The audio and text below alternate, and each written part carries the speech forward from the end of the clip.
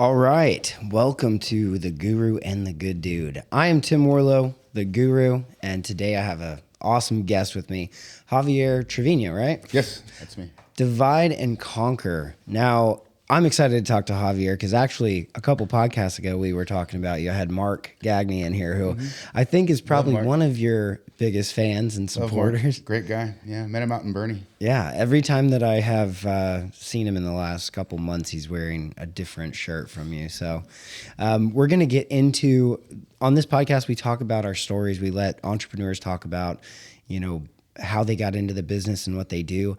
I just want to say how I found you, honestly, was so random. Being downtown San Antonio, just walked past your store and I was like, what is going on here? Just bright colors, awesome shirts, leather jackets, and went in and we hit it off right away. And since then, I've been a big fan. I got a jacket from you and got a shirt from you. I remember. But I really wanted to let you kind of jump in and start telling your story wherever you want. I'm very curious personally how you got into this business, but why don't you tell us like where you grew up and what started the journey?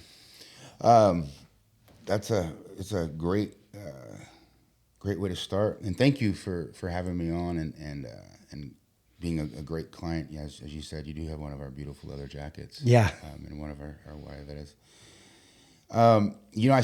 My story is a little funny. It didn't start off, our plan to be in this direction or on this path. I graduated from UIW, University of Incarnate Word, with a communication arts degree and emphasis on broadcast journalism. And so I started doing that, and I did medical sales right after that. Got recruited by a medical company, started working for them. Then shortly after that, Philips Oral Healthcare bought us out. So I moved to Los Angeles, and that's kind of where I got that fire for design and for clothing. I didn't know anybody out there in Los Angeles, and I was kind of just hanging out with the people that I was working with, but they too had their own lives. And so a lot of times I found myself with free time on the weekends. And so what I would do is go downtown, explore. It's one of the biggest hubs for food. I'm a foodie. I love to eat. I love to try new things. And LA was perfect for that. So I'd go downtown LA by myself. I'd park my car and just walk. One of the many places I'd walk would be Fashion District. And that's where I discovered, again, the world of textiles. And so at that point, I started making aprons. Before you got into that, did you feel like you had style yourself? Did you like to dress? Yeah. Great question. So when I was at UIW, I studied fashion design. Okay. And I ended up changing my degree to broadcast journalism, to communications. So fashion design was something that I studied, and more on the terms of fashion merchandising. But I ended up changing things out. So I did have that kind of spark, but it just kind of went away as I started doing medical. I had fun doing it. Started traveling, doing medical sales. I was going to New York, going to Canada, Toronto. It was great. Yeah. But at the same time, it wasn't my strong feeling, and so I started doing the aprons. Then moved back to San Antonio because the company I was working for wanted to move me to Connecticut. Were the aprons, is that where Food Whore comes from? It is. Okay, so that's the first brand. And that's where the website comes. It stayed that way, but if you go to the website, it has the name of the store, Divide and Conquer, because we have so much web traffic on there. And we didn't get our first sale on that when I made that website in 2010, 2011, for 2 years.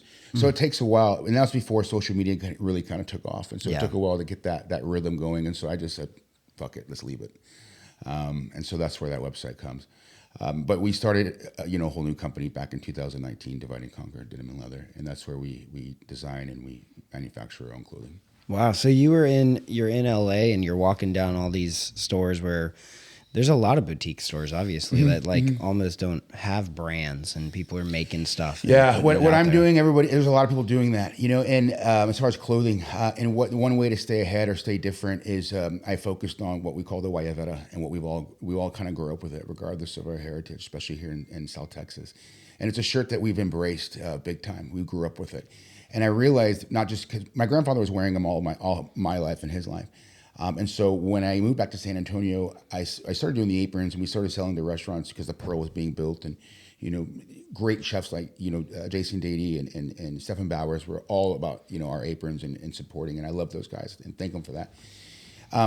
But my grandpa had these shirts, and I got a lot of them when he passed, and so I just was examining them. I like to wear them, so I had one seamstress at the time, and I said, "Hey, can we make this?" And she's like, "See, yeah, let's just go in and try it." I said, "All right, let's do it." And so the first one we did was 2000, I want to say 14, and it wasn't near what we're doing now, but it was just something that people were really like, "That's something pretty cool." Yeah, it's unique. Yeah, it's not like one color, like a gray or a white, and so it just took off from there. People were coming over to the house, and then I got my first studio, my first store, and then we kind of just grew. But that's what kind of set us apart from the other people doing, those things in LA or even here. Here it's different because it's a little smaller, and what we're doing is we're creating things from scratch, and we're not rebuying things, in other places and then reselling them, or we're not upcycling anything that's already made. To me, that's not design. We're taking something that does not exist and we're making it alive. We're taking square pieces of fabric and turning it into human form. Yeah. And that's something to be said. Well, I want to point something out that I think is interesting is that the guayabera to me was always like an old man shirt. Mm-hmm. Yeah. A barber shirt. A barber shirt. Is it from Cuba or is it from Mexico? Great Do you question. know where it originates? So, you have all sorts of Latin communities and countries wearing these, from, Mexico, Cuba, Puerto Rico, everybody's wearing these guayaberas and have been, and they grew up with them. To say where it started, the way it was explained to me and how I researched, it started off as utilitarian, as a working man's shirt, where the wives are the ones who just sewed on extra pieces of fabric so they could essentially collect more and get paid more. To this day, that's how a lot of the farmers are work. They get paid for what they can carry. Now it's all digitally done, where they turn in, they put it on the weigh station. It gives it a digital readout, and they get paid. Well, back in the day, it was baskets and what they can hold as far as the quantity of what they can get, how much they can get paid. And so it started off with just a working man's shirt, and over the period of time, like the blue jeans, it's just come from here to here. And I bring up blue jeans because blue jeans were worn by mechanics and workers, and it wasn't until a guy named James Dean came in and made them cool. And now you have blue jeans up here where being Page jeans. Yeah, chrome heart jean. They're all they're expensive. And so the guayabera, I bring up that because it's the same thing. Now you have presidents, you have leaders, people are getting married in them. You bring a long sleeve. You get married in a long sleeve guayabera as opposed to a suit, and some slacks and some boots. Isn't that so interesting how fashion and music and art in a lot of ways do take from the working class to like elevate and bring into like a look at Levi. Class. Yeah. You're exactly right. Look at the denim jacket. You have what's called the type 1, the type 2, the type 3.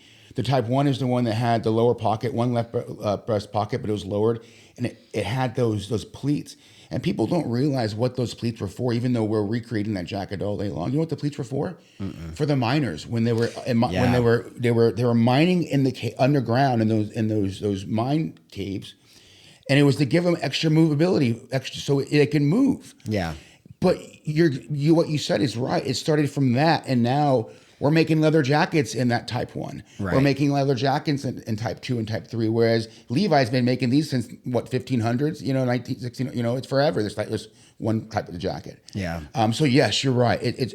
Most of the clothing or higher fashion started off as, look at Carhartt. Yeah. Oh yeah, Carhartt. It's a great the same example. Thing. Yeah, I was thinking of overalls. I was like, overalls were always like, for farmers, and we just wear them as fashion statements. Oh yeah.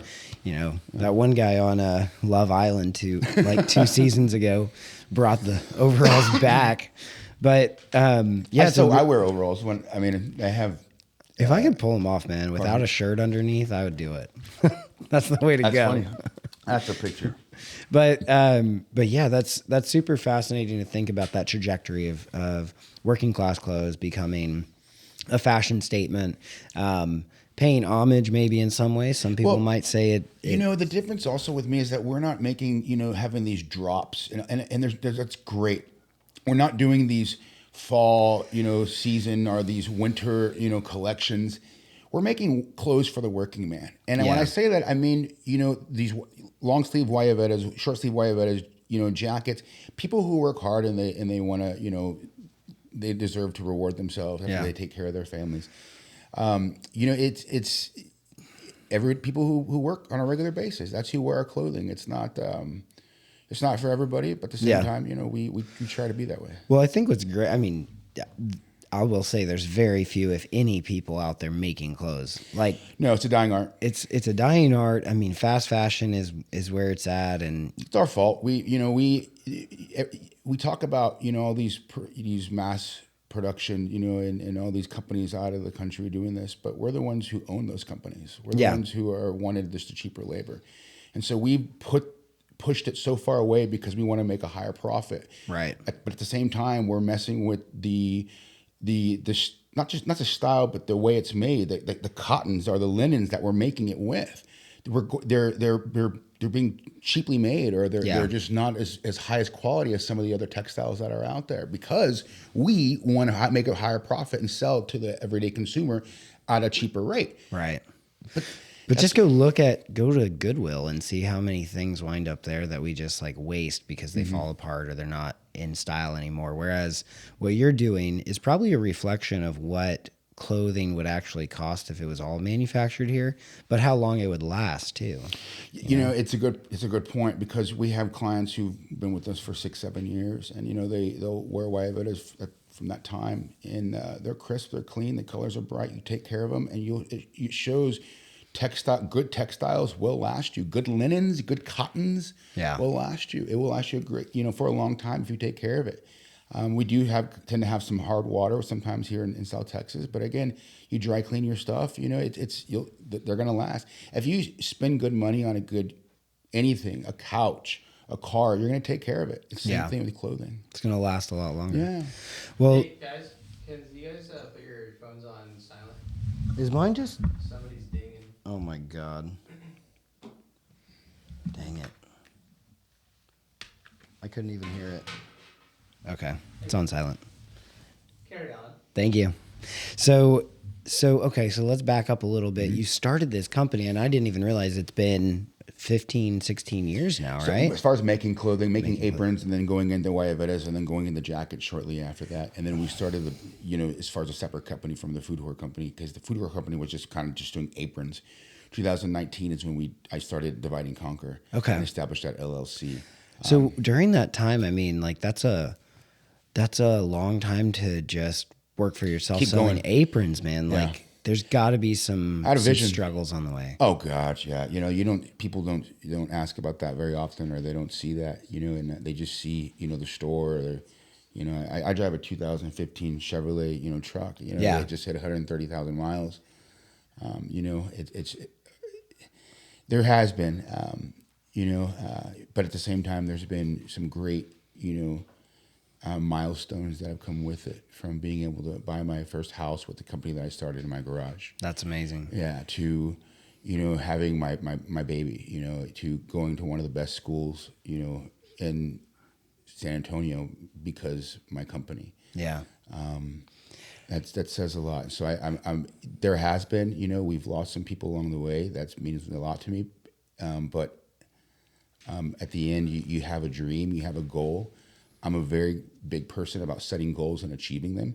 I set them to a standard to where I can, not too high, and I have been for years. And that's what's got me to where I am now. So yeah, I think with every company, it comes with that. Yeah. I think we're very similar in that capacity. I've also been working. I've been unemployed since 2015 when my son was born.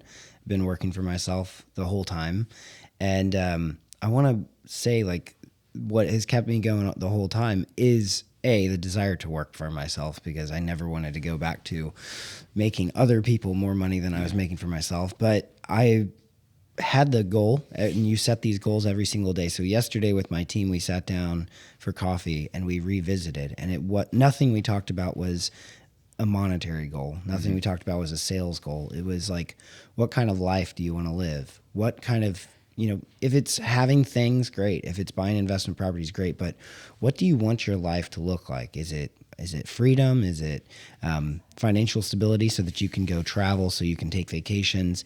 Is it creating a legacy? Is it creating a brand? Is it creating something bigger than yourself that will live on after you? And everybody has different drives. And I think when you get into the business, your drive is different than it is after like a decade in it. But what I was going to point out was, the reason we started having this conversation this week was that I was feeling like, oh, I feel lost right now. I feel like I don't have this vision. I lost it. You know, where did it go? And it's this cycle of like getting into the weeds, getting too deep into the day to day and the routine. And then I had to pull myself out of it and just sit there and think about like what got me in, why am I doing it? You know, You have to do that. come back to the sometimes. vision. I get in those what I call holes a lot. Not a lot, but it happens when it can be a dull or slow period in the summers. And I'll pray. It happens a lot when I'm driving by myself home. You know, and I have to bring myself back to reality and be like, wait a second, bro, you've been in the same spot for 6 years, bro. Right. Before that, you had a spot for 2 years. The owner of the buildings in your building, the building next door, and the building next door is one of your biggest clients. Yeah. Like, what are you thinking? And I have to pull myself out. Yeah. Okay. And I think, you know, it's healthy because I'll dwell on that almost for a half a day, a whole day. I'll write notes down. But then again, I have to be like, look around you, man. Yeah. Like, It's just funny to me, like every time you get to this peak or this goal that you had before, it changes. Like you get to the top of the mountain and it just keeps growing. And I've seen that over my, you know, for a long time, my business was doubling every single year. And then you get to a point where, oh, that's not possible. You start to go, you kind of backtrack or you lose focus or you get burnt out. And then you find that motivation again because of the big vision. yeah. What for you is the big vision? Is the big vision for me is legacy. It's building something that my daughter and my family can be like, that's my dad, or that's my husband, you know, or that's my son, my mama, and my father. You know, it's building something that makes an impact. And at the end of the day, what I tell my staff and what I tell my family is that we're all about confidence. We're all about bringing that out of people. And the guayabera, the jackets, are the tools that do so. We help people. You know, we do a lot of big and tall guys. And I've gotten some emails and some notes from guys that are 5, 6X that we make clothing for. That just, it brings you to tears because they have that, something that they never really had or they lost a long time ago. We got an email from a gentleman out of Dallas, Texas. He is a kind of your line of work. He's not a real estate, but he's does the loans, Mortgage? mortgages. Used to be in the military. I got out, gained a lot of weight, and he was a pilot. Okay, he ordered 5 guayaberas from us. Never met him before. Still haven't. He sent us the measurements, and we made them for him. We talked on the phone several times. But he sent me an email when he ordered another round of shirts. He said, "Hey, I just want you to know that these shirts fit me so well, and I love wearing them. But more importantly, girls are starting to look at me, and they haven't in a long time. And this is like an older, you know, he's in his 50s. He's not, you know, old. He's just, but, you know, that's the kind of thing that it's like, you know, that's cool. You know, we're doing something, you know, something nice for these people. It's not just about fashion or clothing or, you know, matching colors, but we're really bringing out something out of people and it's changing their lives. And maybe it's going to inspire him to do something different or to change his lifestyle, you know? Yeah. But we don't realize that the clothes can really be impactful on people's lives.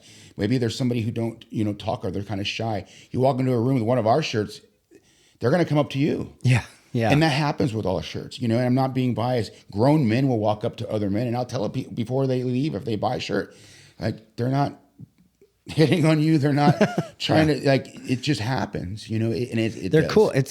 I mean, they're a piece of art. They're something that's They are. unique. Like each one is unique. And I do encourage anybody in San Antonio to go check out the store because it feels like a gallery more than it feels like It is like an a art clothing gallery. store. We sell art in there as well. We work with different artists, you know. But what I tell people about our shirts and our jackets is that when you're not wearing it, you don't need to put it in the closet, bro. You hang it up on the wall. Yeah. I mean, I love that. A lot of our stuff is so vibrant. It's got all these animal prints or skulls or Dia de los Muertos or it's just got so much, you know. But then at the same time, it brings me to my other style. We also do the classic and timeless way of it, where it's like the ones we grew up with, our tios or our grandfathers, where it's that solid white or that off white with that one color of embroidery, but very, you know, classy. We do those as well. Yeah. So for you, the vision or the thing that keeps you going is creating a legacy, something that you're proud of, your family's proud of, like a brand that We're family oriented big time. Yeah. You know, that's something, even the staff, the girls know that if anything, when it comes to, because they all have family. One of my team members has, I think, 8 kids. The other one's got 4 girls. The other one's got, I think, 3. And so they know that family comes first. That if anything, get a call from school, they need to go. Somebody's sick. You don't have to ask me. Yeah. Almost go. They know that family comes first more than anything. They've met my daughter. They know my wife. It's family is the most important thing, because at the end of the day, the guayabera is based around family. It's based around us growing up with our grandpas, and it's very nostalgic in a way. Well, those are the things as a leader that keep people like loyal. They keep people coming back to you, and it's not why you do it, but it's an added benefit. And that, like I was talking about, like having that conversation with my team yesterday, going, hey, let's forget about numbers. Let's forget about business. Let's focus on like what improves your life. Yeah. Because if your life is good and your mindset is right and your attitude is good, things just come to you. Like problems seem to fix themselves. Yep. When you're in that hole or you're thinking like, oh my God, how am I gonna do this? How is this gonna happen? Nothing good is gonna happen. Like it attracts the negative energy, attracts the negative side of things. So I think like keeping the positive environment with your team, like making sure they understand that life comes first, is so important. Oh yeah, and it creates an environment to where they want to be there. And not to sound like a hippie, but happy seamstresses make happy clothing. Yeah, and it really comes out on the ending, product. It really does. We run a different show. They have beer in the refrigerator, Topo Chico's, food, we don't eat like when we're sewing, but they have a whole little cafeteria our little room where they can eat. It's different. It's all about them being comfortable and having a good time, and I'll have a beer with them, sometimes on Fridays. Happy seamstresses make happy clothing. It really does. That's the tone for the whole, from start to finish, for everything. I think that can be true of anything being made or created. Like you can feel the energy in it. So like I renovate houses, for instance, and it's like the same thing. You treat everybody who's working for you with so much respect. You give them that flexibility or whatever. And when people mess up, you don't, beat the shit out of them. It's about creating an environment where I can design until my heart's content. I can draw and I can design, but end of the day, they're drawings, and those wonderful girls are the execution. They're the ones who bring it to life, and we talked about earlier how it's a dying art. It is. This world, I can't just go post a now hiring sign and I'll get it. This doesn't work, because I have many names. We're tailors. We're fashion designers. We store managers. We're clothers. We're making things from scratch. So that means like our girls learn how to sew out of necessity. They learned from their nana, because that's how they had to put food on the table. Right. Okay. So when these girls had their kids, like, no, you're going to become a judge, a doctor, a lawyer. You're going to go sew at homes. You'll be a real estate agent. You're not going to be a seamstress. Yeah. And not to mention, everything we're producing things overseas. Everything's, there's not a lot of work out there, for it's not. And so that's why it's slowly fizzing out what we do. So it's important. I wonder to take though care of them. if that, because the world is so digital, the economy is so digital, and the big AI apocalypse is on the rise. I think alternatively those types of things might make a comeback, because that's the type of stuff can't be replaced, because so the interest in it becomes greater. Well, we have to. It's gonna happen. It's not gonna happen overnight, like I think some people want it to happen. It's gonna slowly happen. I started doing this because I didn't want to rely on anybody. Yeah. Now it's becoming cool that we make our own clothing. People will always measure, wear shirts. It's not and the guayabera is timeless and classic, just like the leather jacket. It's been around forever. And these two things are never going to go out of style, and that's why we focus on them. It's not the latest thing where people are wearing these overgrown blazers or long sweaters. It's that will be out of season. Nobody will wearing them next. Nobody wears sweaters in San Antonio. Anyway. It's just our vest. Remember sweater vest back in the 90s. We all. But these aren't like that. These have been around since the 1900s, and same thing with jackets. So that's why we've managed to be successful. We're not recreating the wheel, but we are changing it up a bit. The foundation is still there. The rebar is absolutely there. Yeah. We're just building it up a little bit different. So what's your, how big can this thing go? How big do you think you can take it? I'm taking it to the next level. Yeah. And the way I'm doing that is I've been doing social media, but we're finally being seen, and we take care of celebrities. We have for a while, but now we're finally being seen by other people. Our repeat business is super high. It's great. It's fantastic, which tells us two things. We're doing an excellent job where we're making great clothing. Yeah. And our customer service is wonderful, because we often will take people up to the studio so they can watch, which is a very important quality, when it comes to people buying your clothing, especially on a repeat basis. Sorry, I drifted off. What was the question? How big can this thing go? Next. We started Guayabera Fest, and so I think with that, it can be huge. We've shipped Guayaberas to Puerto Rico. I've got leather jackets in Italy, that we've shipped over there. It shows me that you shipped a leather jacket to Italy? Mm-hmm. Yeah, that's like sending crazy? Sand to the beach. And I buy leather from Italy. The hides come from a cannery out there. That's awesome. Yeah, and so it's I think it's going to grow. Now I'm at a point where I think I need to take on an investor or a business partner. I'm doing this all by myself. Call Damon John. I don't know who Shark Tank. Oh, he's from FUBU. Yeah. We need somebody to help out because it's growing fast. And I mentioned earlier when you and I were talking off camera that I just joined the TikTok. I say the TikTok like an old man. I just joined TikTok. And it's allowing us to be in so many other people's homes, from across the United States, whereas Instagram really didn't do that for us. And you're saying it's growing. You said 2,000. Over 2,000 followers a week since I started 4 weeks ago. So you're almost at 10K. Yeah, we're at just at 9,000 last. Yesterday I was leaving the office in 4 weeks. Mm-hmm. That's and then crazy. We're at 10,000. Let me see. And you guys are just posting individual shirts. Well, that's videos. one. I'll tell you about that. So we're at bless you 9,117. Wow. It's showing people how we're doing it. It's not just. When I first started doing this 4 weeks ago, I would treat it like Instagram, where I take a picture, put on some music, and then hang up. And what I noticed that it was the same thing: 5 likes, 16 likes. I was like, "What is going on here?" So I got a little frustrated. So I started kind of seeing what other people were doing, and what I saw, I noticed that they were creating, they were showing, they were teaching, they were leading people on how to do certain things, certain jobs, whatever it is. It wasn't just a fucking picture. Yeah, like that's boring. Okay, I can do that. So I literally got it from my desk, went to in the middle of my store, got my camera out, and I said, "This is who we are, where we're located at, what we make. Everybody's familiar with these shirts. This is what we do." Hung up the phone.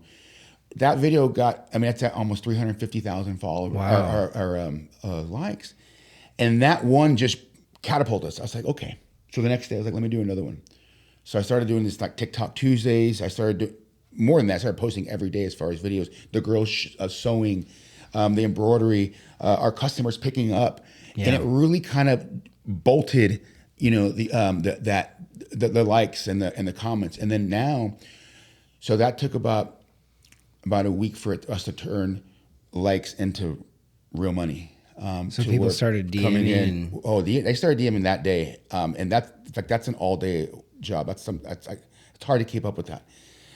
But when I'm talking about coming into the store, I'm talking about like it took about 6 days for all of those likes to people start coming into the store. Wow. And they said, I found you on TikTok? Oh my gosh. Dude. So the last 3 Saturdays, we're busy through the week, but the last 3 Saturdays there's a line, they're waiting. Really? That's like a doctor's office. That's amazing. And I'm like, I can't, so I had to bring in my dad to come help me. Because because everybody gets a one-on-one experience, we're going over the embroidery pattern, we're going over the colors, we're going over the threads. There's so many styles that you can do that I've designed that you can choose from. And so it's you, and then we're measuring you, we're measuring every aspect of your upper body. So TikTok took you from a summer slump to a line out the door. Brother, it is, and I'm still learning, like I'm not, and I was on Instagram when it started because I lived out there in LA and that's where it all started. I was there in 2010, on another app, and then that app just stopped, and then Instagram, and that's a whole other story. Yeah. But yeah, the algorithms for some reason, and I'm not good at it, but they're just quicker, they're faster. But the amount of people that have been coming in, wedding parties are coming in, getting measured for 5, 6, 7 at a time. Yeah. Because of TikTok. You know, people are coming in from Houston, from Brownsville, they're driving in just to get measured, from Austin to get measured. And we have a great clientele already before, great clients.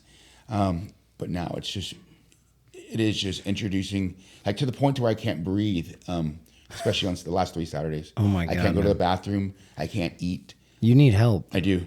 And, Are you it's hiring? Not yet. We're almost there. Because every time I want to hire, we put another girl upstairs. Yeah. Because it's like, all right, I can do this Is it job. sales or I'd production? rather keep on, you know, because we're doing 18, 20 shirts a week. Yeah. But each shirt takes 4 or 5 hours. And so they take time. So the first 2 days, the girls are literally just tucking and sewing, like doing all the pleats. Yeah. Like that takes just 2 days for all of them because it's almost like an assembly line. We do all the shirts.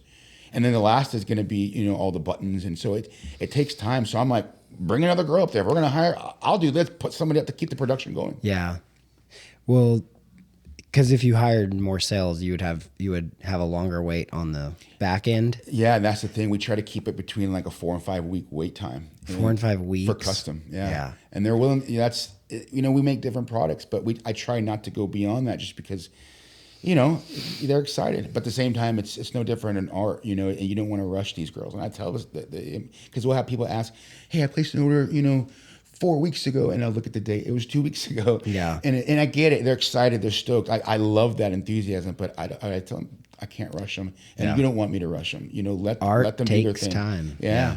Let them do their thing. Man, that's fantastic. That's really exciting to see that you had that response. Very thankful for TikTok. And again, I don't know why I'm saying that, but it's turned us super busy in a very slow time.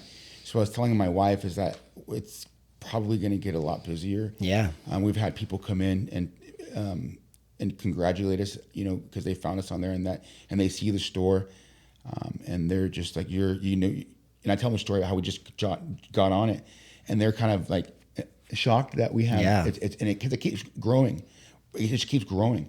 And the thing is, people just didn't know about us. They didn't know we existed. You know. Now it's turning into sales, and well, so you're So that's right. gonna help us with the next But you're chapter. right at that point, though. So like, we're talking about how big can it go? I mean, do you have an online store? Are you planning to open an online store? On TikTok, yes, I'm doing that right now. Everything got approved. We had to submit some stuff, and so everything's done. But when I looked at how to set it up, there's a lot going on. Yeah. And so I want to make sure that, you know, I'm doing it myself, that I do it right. Because at the same time, we're still maintaining a 1,200 square foot clothing store. Yeah. You know, and that's a whole nother job. You in have itself. You have another floor though, right? Upstairs. We have a store. We have a studio above it. Yeah. And so that's where the girls. So we make everything on site. So our team is sewing above us on another suite we have. I have 2 suites in that building. And you're saying every shirt takes 4 hours 4 to 5 hours, depending on the embroidery. Yeah. of labor? If you were to do just one by one, yeah. Wow. Yeah. So you have a problem. I mean, you can always increase your prices when demand ramps up, but the biggest thing is scaling. I mean, scaling production. Well, you don't want to rush, like you said. You still want a beautiful product. We're creating artwork. You know, it's not just something you can shop off the rack. Even though I do that. So in that 18, we try to do at least 2 or 3 for the store, so we can have something that the people can shop off the rack, or they can use those to design their own. Right. You know, it really helps out. But nothing in our store sits for a long time. We've got a couple jackets that have been there for about 8 months, but other than that, nothing sits. Everything sells, goes fast. A lot of it has to do with online, not just TikTok, but we're in the heart of downtown. Sure. We're on Broadway and Houston Street. We're right around from the Alamo. We're down from the Majestic. You know, you have people who perform at the Frost Center, and that's how, you know, Bert Kreischer found us. That's how Jake Owen. Oh, I found saw us. that video. Yeah. Did Yeah, Bert they're just walking by. Kreischer get a shirt? Oh yeah, Bert's a great client, good friend. Yeah, That's Bert's awesome. Bert's got probably a lot of guayaberas, probably 8 or 9, and then he's got 1 or 2 jackets. Wow. That's awesome. He's a sweetheart. Yeah, and every time he comes to San Antonio, he always stops by. Very cool, man. Yeah, he's a good guy. Well, it's awesome to see, it's awesome to see the growth and the trajectory and you maintaining like a great product. And I think the future is really bright. You got a lot more ahead of you. Thank you for saying that. You know, it's more people are finding out about us. You know, we're there to, you know, help people. We're there to, you know,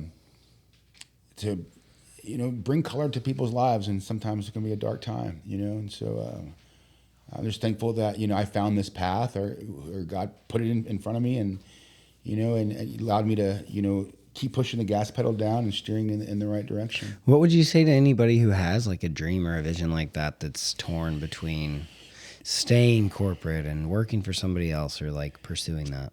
My best advice is to so I didn't set out and have a business plan. I dove headfirst into it. But at the same time, I did work simultaneously while I got this started, just because I found out my wife was pregnant the day I signed the lease on my first store. Oh my God. The day before. Yeah. So it was just keep on doing it. If you really feel like you got something good, a product or a service that it's unique and different, keep doing it. A lot of people would have given up after, I've seen my friends start businesses and close them in the time period that I've been doing it. Yeah. And so just keep doing it. Nothing comes easy. Otherwise you had obviously a lot of people doing it, but keep doing it. I worked as a bartender. I quit the medical field. I worked as a bartender at Bohannon's, and they were really cool about me, running my store, because they were buying aprons from me, and they loved it. And Scott and Mark are great guys, and they supported this business. But I did that simultaneously opening my store, so it helped me to kind of have that money coming in. And then I let them know, and they're hey, it's time. They're like, it's time, and I never forget. Scott was like, good for you. That's good for you. We support that, and I still see them all the time, and it's nothing. Yeah, you're right down the street. Hugs and handshakes. So just keep doing it. It doesn't happen overnight, And I started in a time when social media wasn't around, So it was all about word of mouth. I remember when I first started, when I was in LA, I'd go to bars and hand out these were T-shirts I was printing when I was doing aprons. I hand them out to bartenders, just to kind of way to meet girls and also to get the product out there. Yeah. Now it's different, you don't have social media does a lot of work for you, but keep doing it, and you're going to have struggles. God knows you're going to have struggles, but at the same time, you have to look at them as what I call a test, and everything's happening for a reason.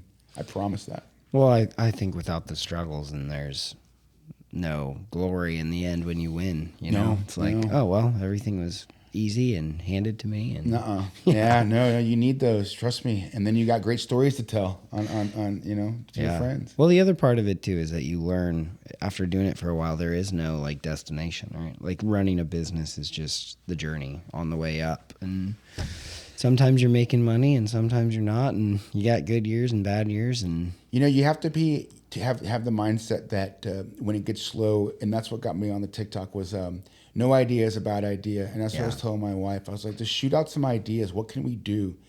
So you have to have that mindset that you're willing to do anything for your business. This is your baby, and you've worked so hard at it. And so you deserve to just throw everything at it that, to watch it grow. And so, I think that's why there are struggles. I think it's because if you're the right person to run a business is just a problem solver, right? And like quitting isn't an option for you. So the only other option is find a solution. Test things, try things. I was taught early on by one of my bosses. Never forget Rick, when I was living in LA selling medical supplies. I had a problem with it, not a problem, but an issue with a doctor and some products that we had. And I was like, hey man, this is what's going on. Like, what's the deal? He's like, what? Did you just come into my office and bitch? And I was like, what do you, excuse me? And he's like, Javi, you don't ever come into this office without a solution. It could be a wrong solution. It could be a shitty solution, but you come in with something. Otherwise, you're just bitching. Yeah. And I was like, dude, you're so right. And I was in that man's wedding as one of my dear friends. Yeah. And that was the first time, like my second day in the job. He talked to me that way. Yeah. Good. Now he's, but he, and that's what I teach my staff, there's multiple ways to get to the end. Yeah. There's so many different ways to get to that solution. Just think outside the box. And I think the same thing with my wife.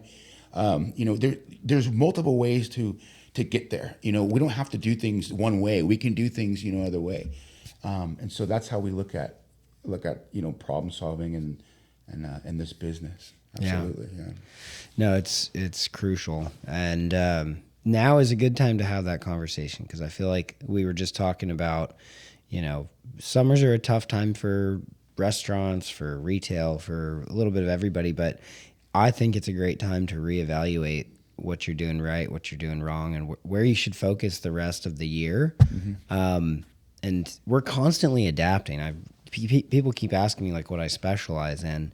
You know, do I do multifamily or do I do leasing or do whatever? I'm like, I go where the money is, right? Like I can learn anything I need to learn. I've been at it long enough. I'm not scared to go take on a new challenge. But people sometimes don't want to go where the money is, where that's what business is, right? It's flow of money. It's either make your product better, make your offering better, make yourself more available or hours better. Yeah. Or don't survive. So we're constantly like bobbing and weaving. We don't say no hardly in our store. You know, Yeah. if somebody has an idea, you know, we'll try and bring it to life in those lanes or parameters of the guayabera and leather jacket. Yeah. You know, but that's what got us to do, you know, all those UT guayaberas that are selling off the shelf. You know, that's what got us to do, you know, these embroidered, you know, Day of the Dead skulls with UT logo. If I wasn't listening to my clients, then, you know, we'd be doing the same ideas over and over and over again, you know, Right. and you have to listen to the feedback. And so it's important to add new things to your portfolio. Now, do I have people coming in, can you make a wallet or you should really start doing this? I'm like, man, I hear you and I love your enthusiasm. You know, you're thinking of me outside of here. It's awesome. But if we were to focus on that, it would take away from what we're doing already really well, you know. And we have the machines, you know, we can do that. But it's just not something, you know, we pay our girls $28 an hour, from $16 to $20 an hour. Wow. So there's no time to mess around. Time is, when I say money, time Literally. is money. Yeah. So they need to be making our guayaberas and our leather jackets, just like I need to be selling them on a certain, you know, as far as our amount every week, you know, to keep the lights on. Yeah. To keep the Wi-Fi going, you know, to keep the sewing machines on. Yeah. You know? Yeah. So knowing knowing your product too is extremely important, and maybe working within the confines of those things you offer, it keeps you from being distracted. Yeah. Yeah. And at the same time, again, I love feedback. We try different things, but you have to limit what, you know, I had a lady come in and asked if she wanted a headband. And, you know, it was like, man. A leather headband? No, it was the same shirt as her husband was getting done. Oh. Yeah. And so I was like, we don't really do that, but I'll give it a shot because your husband just spent a lot of money with us, so I'm going to go ahead and give it a shot. Sometimes you make an exception. Yeah, but I won't make it. No. Yeah. I'm going to say that we didn't have, I mean, and I hate to say that, but why the girls are going to have to stop. One of them's going to stop. Since we don't make it, she's going to stop for, you know, a day just to kind of work on, or a half a day just to kind of work on something. Figure it out. For something that could probably take, you know, an hour if we You're were like, doing this it. headband will cost me $120. And that's what I'm saying. Yeah. You know, it's as much as I want to, we're not in the headband business, you know. Yeah. And the girls, and we're not going to put anything that's shitty out there. Yeah. So the girls are going to have to Just sit cut there her for off some a couple fabric hours and come up with a beautiful headband. And I just spent fucking $120, you know, making a headband, and I just charge her fucking $40. That's a great point, actually, because I realized early on, like when I first started doing, let's say, renovation projects, I used to do a lot of stuff myself. Like I would tile a bathroom, I would lay flooring, I would paint. Yeah. And then I'd be like, I'm not good at this. It takes me way longer than somebody else, and I fuck up constantly and have to start over. I'm like, but I learned a lot. I do know how to do a lot of trades.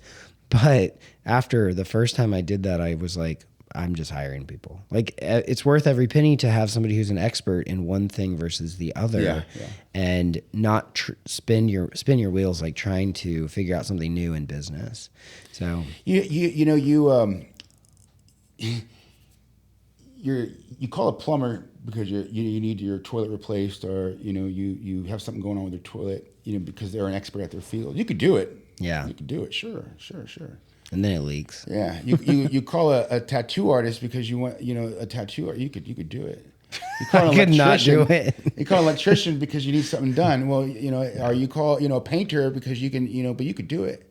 Yeah. You call somebody who's good at what they do to do what you need done. Yeah. You could do a lot of things. The mind is capable of anything. Yeah. Our parents teach us that when we're kids. You can be anything you want, and it's true. But at the same time, we all have our professions, and we become good at what we're doing because we've been doing it over and over. We grow from start one to where we're at now.